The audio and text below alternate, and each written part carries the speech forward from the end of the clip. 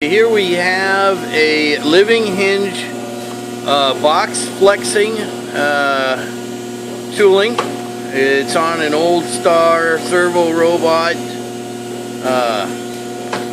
and we can use this to flex living hinges in boxes.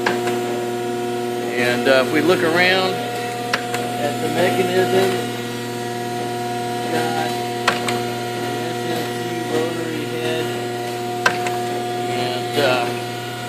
attached on the back. Got it chucked, suction chucked. There we have it. And we got this baby programmed up. So, yeah, there you go. There's a great example of something you can use to flex a living hinge.